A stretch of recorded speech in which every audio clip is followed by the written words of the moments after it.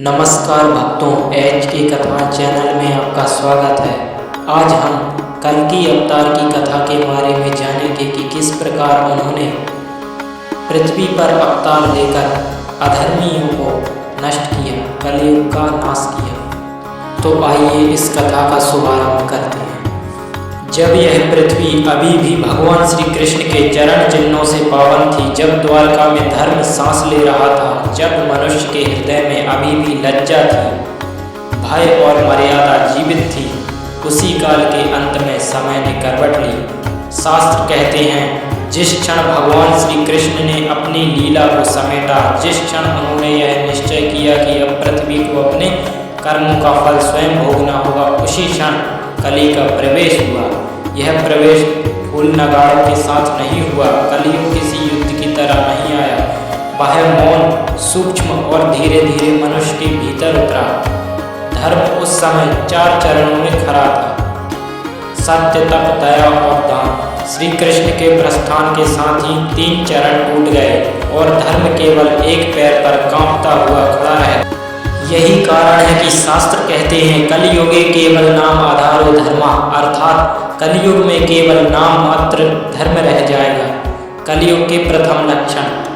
कलियुग के प्रारंभ में मनुष्य ने यह महसूस ही नहीं किया कि युग बदल चुका है। मंदिर वैसे ही थे, यज्ञ वैसे ही होते थे, ब्राह्मण वेद पढ़ते थे, राजा राज्य चलाते थे, परंतु कुछ भीतर टूट चुका था।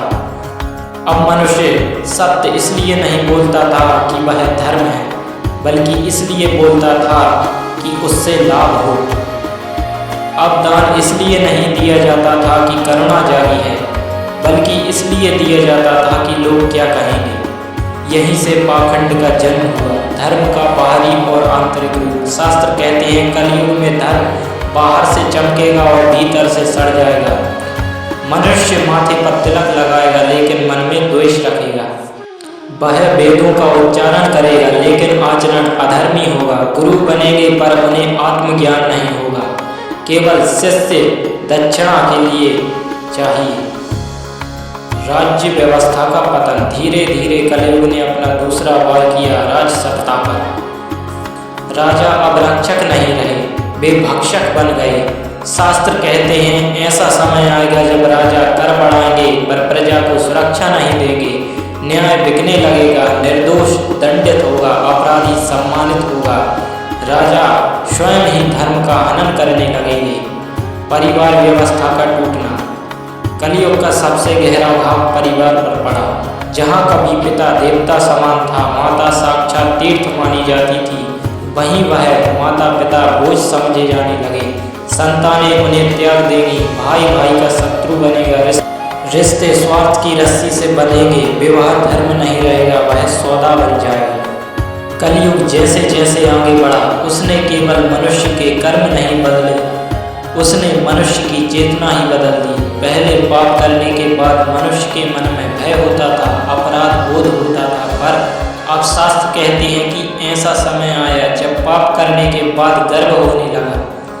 मनुष्य अपने अधर्म को अपनी बुद्धिमत्ता समझने लगा, छल को चतुराई कहा जाने लगा और सत्य को मूर्खता। भागवत पुराण में यह स्पष्ट वर्णन आता है कि कलयुग में मनुष्य का सबसे बड़ा शत्रु कोई असुर नहीं होगा, बल्कि उसका अपना मन होगा। काम, क्रोध, लोभ, मोह ये बाहर से नहीं आए, ये मनुष्य के भीतर से ही उठकर उसे जला देंगे।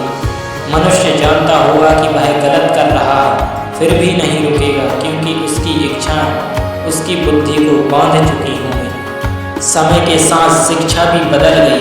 पहले विद्या का अर्थ था आत्मज्ञान, संयम और विवेक। अब विद्या का अर्थ रह गया केवल जीविका कमाने का साधन। शास्त्र कहते हैं कि ऐसा समय आएगा जब ज्ञानी का सम्मान नहीं होगा, बल्कि धनवान का चरण स्पर्श किया जाएगा। वेद पढ़ने वाला भूखा रहेगा और अधर्मी व्यापारी राजमहल में बैठेगा। फिर आया वह काल जब ब्राह्मणत्व का पतन होने लगा। ब्राह्मण का अर्थ आचरण से नहीं, जन्म से समझा जाने लगा, और जो जन्म से भी नहीं था, वह धन के बल पर ब्राह्मण कहलाने लगा। यज्ञ बिना मंत्र के होने लगे, मंत्र बिना भावना के बोले जाने लगे और भावना पूरी तरह लुप्त हो गई। विष्णु पुराण कहता है कि कलयुग में साधु संतों का भी पतन होगा। वे जो कभी वन में तप करते थे अब नगरों में भीड़ जुटाएंगे। तपस्या का स्थान प्रचार ले लेगा। साधु संतों का मूल्य उसके वैराग्य से नहीं बल्कि उसके अनुयायियों की संख्या से आंका जाएगा।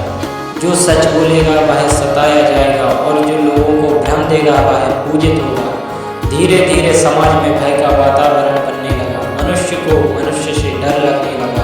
पड़ोसी का शत्रु बन गया। मित्रता स्वार्थ पर टिक गई। प्रेम में भी व्यापार घुस आया। माता पिता को त्याग कर संतानें अपनी स्वतंत्रता का उत्सव मनाने लगी, पर भीतर से वे पहले से अधिक खाली और असंतुष्ट हो गए। स्त्रियों की स्थिति अत्यंत पीड़ादायक हो गई। शास्त्र कहते हैं कि कलयुग में स्त्री को कभी भोग की वस्तु समझा जाएगा, कभी बोझ, कभी अपमान का पात्र। उसकी रक्षा का धर्म पुरुष भूल जाएगा और जब स्त्री असुरक्षित होगी तब यह समझ लेना चाहिए कि समाज अपने अंत की ओर बढ़ चुका है। हर प्रकृति ने भी अपना स्वर बदलना शुरू किया। ऋतुएं अपने समय पर नहीं आई। कहीं अतिवृष्टि, कहीं अनावृष्टि, अन्न का अभाव होने लगा। महाभारत में वर्णन है कि ऐसा समय आएगा जब मनुष्य एक मुट्ठी अन्न के लिए हिंसा करेगा, भाई भाई का गला काटेगा, राजा अपने भंडार भरेंगे और प्रजा भूख से मरती रहेगी। कलयुग के मध्य से अंतिम चरण में प्रवेश करते करते मनुष्य की आयु और भी घट गई। ऐसे रोग आए जिनका नाम तक शास्त्रों में वर्णन नहीं है। मनुष्य रोग से नहीं बल्कि भय और चिंता से मरने लगा। मन शांत नहीं रहता था। नींद भी बोझ बन गई थी। और फिर आया वह भयानक काल जब धर्म लगभग लुप्त हो गया। मंदिर खड़े थे पर देवता जैसे मौन हो गए। लोग पूजा करते थे पर केवल इसलिए कि संकट टल जाए, भक्ति के लिए नहीं। ईश्वर को भी सौदे की तरह देखा जाने लगा। कल्कि पुराण में यह क्षण अत्यंत स्पष्ट है जब पृथ्वी पर केवल वही लोग बचेंगे जो अधर्म में लिप्त होंगे, जब सत्य बोलने वाला एक भी व्यक्ति नहीं बचेगा, जब गौमाता का पूर्ण विनाश होगा, जब वेदों का नाम लेकर वेदों का ही अपमान होगा, तभी समय स्वयं कांप उठेगा। देवता ब्रह्मा विष्णु महेश की शरण में जाएंगे। पृथ्वी भार से कराहेगी और तब भगवान विष्णु स्वयं यह निश्चय करेंगे कि अब सुधार संभव नहीं, अब शुद्धि आवश्यक है। और उसी क्षण कलयुग की घोर अंधकार में रात में एक दिव्य प्रकाश जन्म लेगा। संभल ग्राम में एक ब्राह्मण कुल में भगवान कल्कि का अवतरण होगा। वे बालक के रूप में जन्म लेंगे पर उनकी चेतना जन्म से ही जागृत होगी। जैसे ही वे युवा होंगे उन्हें शास्त्र शस्त्र और सत्य तीनों का पूर्ण ज्ञान होगा। उनका अश्व श्वेत होगा क्योंकि वह शुद्धि का प्रतीक है।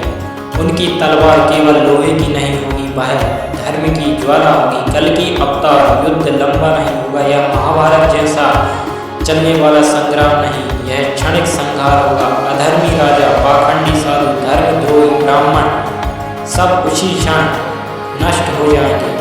यह विनाश क्रोध से नहीं कर्तव्य से होगा। जैसे ही अधर्म का नाश होगा पृथ्वी हल्की हो जाएगी, नदियाँ शुद्ध होंगी, वायु में फिर से पवित्रता लौटेगी और तब उसी क्षण कलयुग समाप्त हो जाएगा। उसके बाद आरंभ होगा सतयुग, जहाँ मनुष्य दीर्घायु होगा, जहाँ असत्य का नाम भी नहीं होगा, जहाँ धर्म फिर अपने चारों चरणों पर खड़ा होगा और यह समय चक्र ऐसे ही चलता रहेगा। जब कल्कि के हाथों अधर्म का संपूर्ण संहार हो चुका होगा तब पृथ्वी पर कोई उत्सव नहीं मनाया जाएगा, कोई जयघोष नहीं होगा। शास्त्र कहते हैं वह क्षण अत्यंत शांत होगा, ऐसा सन्नाटा जैसा किसी महान तूफान के बाद होता है। नदियाँ बहेंगी पर उनकी ध्वनि बदली हुई होगी, वायु चलेगी पर उसमें हिंसा की गंध नहीं होगी। आकाश निर्मल होगा जैसे उसने युगों बाद फिर से श्वास ली हो। जो मनुष्य उस महाविनाश में जीवित बचेंगे वे कोई महान योद्धा या राजा नहीं होंगे, वे होंगे जिनके भीतर धर्म का एक कण भी शेष था, जिन्होंने अंतिम काल में भी असत्य को स्वीकार नहीं किया। शास्त्र कहते हैं कि ये मनुष्य संख्या में बहुत कम होंगे, वे भय से कांपते हुए नहीं बल्कि नम्रता और मौन में जीवित रहेंगे। क्योंकि उन्होंने विनाश देखा है और विनाश देखने वाला मनुष्य कभी अहंकारी नहीं रह सकता। इन बचे हुए मनुष्यों के हृदय से लोभ स्वतः ही झड़ जाएगा, क्योंकि जब सब कुछ नष्ट हो चुका होगा तब संग्रह का अर्थ ही नहीं रह जाता। तब कोई किसी का शत्रु नहीं होगा, क्योंकि लड़ने के लिए कुछ बचेगा ही नहीं। यही वह भूमि होगी जिस पर सतयुग का बीज डाला जाएगा। शास्त्र कहते हैं कि सतयुग किसी घोषणा से आरंभ नहीं होता, वह धीरे धीरे उतरता है, जैसे भोर की पहली किरण। पहले मनुष्य की वाणी शुद्ध होती है, फिर विचार, फिर कर्म। असत्य बोलने से जिह्वा कांपने लगती है, हिंसा करने से पहले हाथ रुक जाता है, और यही रुकना, यही धर्म की वापसी है। सतयुग में मनुष्य का शरीर बदल जाता है, उसकी आयु बढ़ती है, पर वह वृद्ध नहीं होता, उसका मन स्थिर होता है, इसलिए रोग टिक नहीं पाते। वैद्य की आवश्यकता नहीं रहती, क्योंकि विवेक ही सबसे बड़ी औषधि बन जाती है। पृथ्वी स्वयं अन्न उगलती है, ना तो हल चलता है, ना बीज बोया जाता है, फिर भी खेत भरपूर होते हैं। तब कोई राजा प्रजा पर शासन नहीं करता, बल्कि धर्म स्वयं राजा होता है। कोई न्यायालय नहीं होते, क्योंकि अन्याय का जन्म ही नहीं होता। माता पिता की सेवा किसी नियम से नहीं, बल्कि स्वभाव से होती है। स्त्री सुरक्षित नहीं कहलाती, क्योंकि सुरक्षा की आवश्यकता ही नहीं रहती। जहाँ भय नहीं, वहाँ रक्षा का प्रश्न नहीं उठता। और यही वह क्षण होता है जहाँ शास्त्र हमें चेताते हैं, यह शांति स्थायी नहीं है। समय कभी रुकता नहीं, सतयुग भी ढलता है, फिर त्रेता, फिर द्वापर, फिर कली, और यह चक्र ऐसे ही चलता रहता है। अब यहाँ एक सूक्ष्म और गूढ़ सत्य आता है कि जिसे शास्त्र सीधे शब्दों में नहीं बल्कि संकेतों में कहते हैं। हर युग का बीज मनुष्य के भीतर होता है। कलयुग बाहर से नहीं आया था, वह भीतर से जन्मा था, और सतयुग भी बाहर से नहीं आएगा, वह भी भीतर से ही उतरेगा। इसलिए शास्त्र यह नहीं कहते कि कलयुग कब समाप्त होगा, वे यह कहते हैं कि जब मनुष्य का अंतःकरण अधर्म से भर जाएगा तब कली पूर्ण होगा। अब प्रश्न उठता है, आज हम कहाँ खड़े हैं? शास्त्रों के अनुसार कलयुग का प्रारंभ 5000 वर्षों से अधिक पहले हो चुका है, और यह युग 4,32,000 वर्षों का है। इसका अर्थ यह नहीं कि हमें अभी बहुत समय बाकी है, क्योंकि शास्त्र यह भी कहते हैं कलयुग का प्रभाव रैखिक नहीं होता, उसका अंतिम अंधकार बहुत पहले भी आ सकता है, यदि अधर्म अपनी सीमा तोड़ दे। आज यदि मनुष्य सत्य को जानकर भी असत्य चुनता है, यदि धर्म लाभ का साधन बन चुका है, यदि स्त्री, गौ, बालक और वृद्ध ये चारों असुरक्षित हैं, यदि वेदों का उच्चारण हो रहा है पर आचरण विलुप्त है, तो समझ लेना चाहिए कि हम कलयुग के गहन संधि काल में हैं। यह डराने के लिए नहीं कहा गया है, यह जगाने के लिए कहा गया है, क्योंकि शास्त्र अंत में एक आशा छोड़ते हैं। कलयुग में भी मोक्ष संभव है, कलयुग में भी भक्ति फल देती है। कलयुग में भी यदि एक मनुष्य सच्चे हृदय से नाम जप ले तो वह पूरे युग के भार को हल्का कर सकता है। यही कारण है कि शास्त्र कहते हैं कलयुग सबसे अंधकारमय युग है, पर सबसे करुणामय भी। शास्त्रों में एक बहुत गहरा संकेत आता है जो प्रायः लोग अनदेखा कर देते हैं। कहा गया है कि कलयुग किसी दिन अचानक पूर्ण नहीं होता, वह मनुष्य के भीतर धीरे धीरे जमता हुआ अंधकार है। बाहर जो दिखाई देता है, युद्ध, भ्रष्टाचार, अधर्म, हिंसा, वह केवल उसका प्रतिबिंब है। वास्तविक कलयुग मनुष्य के मन में तब जन्म लेता है जब वह सत्य को जानकर भी उसे छोड़ देता है। इसलिए शास्त्र यह भी कहते हैं कि कलयुग में सबसे बड़ा युद्ध बाहर ही नहीं, भीतर लड़ा जाता है, और जो मनुष्य अपने भीतर इस युद्ध को जीत लेता है वह उसी क्षण कलयुग से बाहर हो जाता है, भले ही उसका शरीर कलयुग में क्यों न हो। यही वह रहस्य है जिसे भगवत गीता में संकेत के रूप में रखा गया है। कर्म करते हुए आसक्ति का त्याग, फल की चिंता छोड़कर धर्म में स्थित होना, यह सब केवल दर्शन नहीं, यह कलयुग में जीवित रहने की विधि है। कलयुग में तप वैसा नहीं रह सकता जैसा सतयुग में था। यहाँ वन में जाकर वर्षों खड़े रहना संभव नहीं। यहाँ यज्ञों की अग्नि उतनी प्रज्वलित नहीं हो सकती। इसलिए शास्त्रों में कलयुग के लिए सबसे सरल और सबसे गूढ़ मार्ग दिया है नाम। नाम केवल शब्द नहीं है, नाम स्मरण की अवस्था है। जब मनुष्य नाम लेता है और उसी क्षण उसका मन शांत हो जाता है, जब नाम लेते ही अंधकार ढीला पड़ने लगता है, तो समझ लेना चाहिए कि वह व्यक्ति कलयुग के नियम से मुक्त हो रहा है। यही कारण है कि शास्त्र बार बार कहते हैं कलयुग में मोक्ष कठिन नहीं, कलयुग में मोक्ष सुलभ है, पर शर्त यह है कि मनुष्य कपट छोड़ दे। अब यहाँ एक और सूक्ष्म सत्य प्रकट होता है। भगवान कल्कि को केवल भविष्य का योद्धा समझना अधूरा ज्ञान है। कल्कि का अर्थ है जो मलिनता को काट दे। यह केवल तलवार से होने वाला कार्य नहीं है, यह चेतना में होने वाला कार्य भी है। जब मनुष्य अपने भीतर असत्य को काट देता है, जब वह भय, लोभ और द्वेष को पहचान कर उनसे अलग हो जाता है, उसी क्षण उसके भीतर कल्कि तत्व जागृत हो जाता है। इसलिए कुछ शास्त्राचार्य कहते हैं कल्कि केवल एक देह नहीं, कल्कि एक धर्म स्थिति है। और अब इस गहराई में पहुंचकर एक अंतिम सत्य उभरता है। कलयुग का अंत बाहर नहीं होगा। जब भीतर कलयुग अपने चरम पर पहुंचेगा, जब मनुष्य यह कह देगा कि अब इससे अधिक नीचे कुछ नहीं, तभी समय हस्तक्षेप करता है। यही समय चक्र का नियम है। अधर्म अपने स्वयं भार से ढह जाता है, जैसे रात अपने अंधकार से ही टूटती है और भोर जन्म लेती है। इसलिए शास्त्र भय नहीं देते, वे केवल यह कहते हैं सचेत रहो। कलयुग में जन्म लेना दंड नहीं, कलयुग में अचेत रहना दंड है। शास्त्र कहते हैं कि समय का सबसे बड़ा रहस्य यह नहीं है कि युग कैसे बदलते हैं, सबसे बड़ा रहस्य यह है कि मनुष्य हर युग में अपने भीतर रहता है। सतयुग, त्रेता, द्वापर और कलयुग ये केवल कालखंड नहीं है, ये चेतना की अवस्थाएं हैं। कलयुग का सबसे गहरा अंधकार बाहर नहीं है, वह बाहर तो केवल उसकी परछाई है। वास्तविक अंधकार तब होता है जब मनुष्य सत्य को पहचान कर भी असत्य से समझौता कर लेता है, धर्म को जानकर भी शुद्धा को चुन लेता है और आत्मा की आवाज़ को सुनकर भी उसे दबा देता है। इसलिए शास्त्र यह नहीं कहते कि कलयुग में सब नष्ट हो जाएगा, वे कहते हैं कलयुग में सब परखा जाएगा।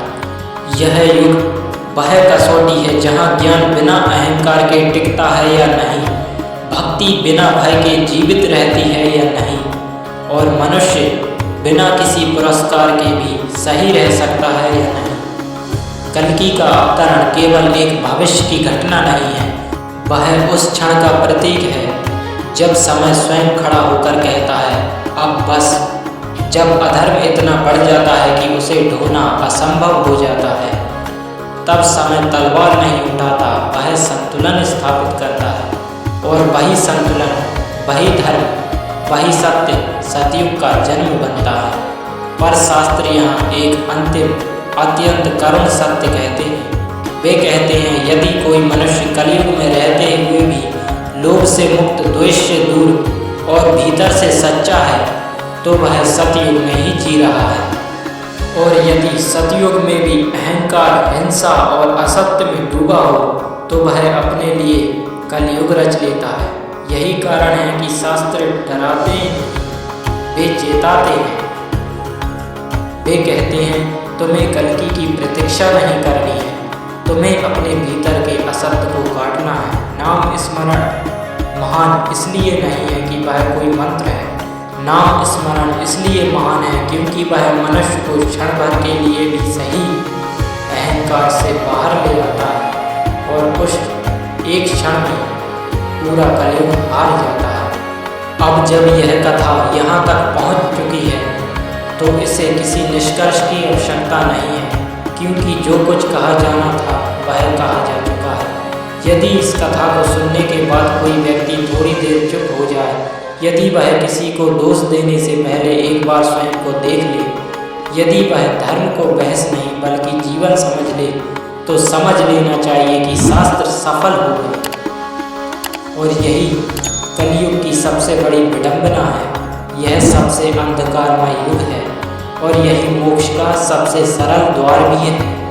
इसी के साथ कथा को विराम देते हैं। आशा करते हैं आपको यह कथा अच्छी लगी होगी।